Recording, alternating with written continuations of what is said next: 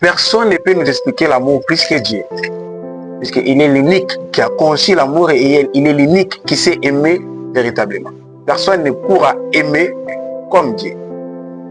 3 définitions sorties de la bouche de Jésus. La première, tu aimeras ton prochain comme toi-même.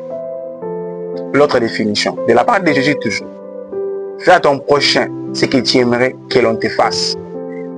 La troisième définition de Jésus, il n'y a pas de plus grand amour que de donner sa vie pour ses amis. Mais bon, si vous réunissez ces 3 définitions, vous allez comprendre une chose. C'est que une personne qui aime, il place les intérêts de l'autre au centre de sa vie. C'est pourquoi l'apôtre Paul dit que chacun de vous, au lieu de considérer ses propres intérêts, qu'il considère aussi ceux des autres. L'amour ne se dit pas. L'amour se constate. Tu fais erreur lorsque tu te confies à une personne qui te dit je t'aime à tout moment. C'est une erreur de ta part. Tu devais constater ses œuvres. Tu sais, quand on aime réellement, on est poussé à agir d'une manière extraordinaire.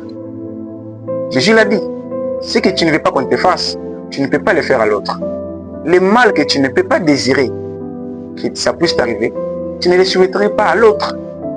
Mais lorsque tu constates avec facilité une personne qui peut permettre que toi tu fasses des pertes dans ton commerce, une personne qui peut te faire du mal, il te blesse sans se soucier, c'est clair, il ne t'aime pas.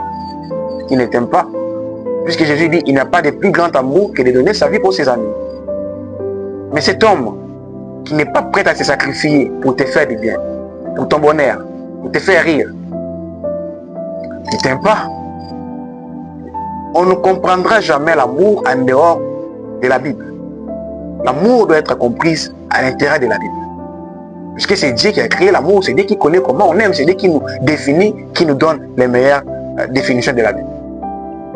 Comme je viens de te le dire tout à l'heure, l'amour ne se dit pas, l'amour se constate. Tu dois observer attentivement ces gens-là qui sont prêts à tout pour ton bonheur, qui sont prêts à tout pour te faire du bien. Tu dois t'y attacher. Ne les perds pas.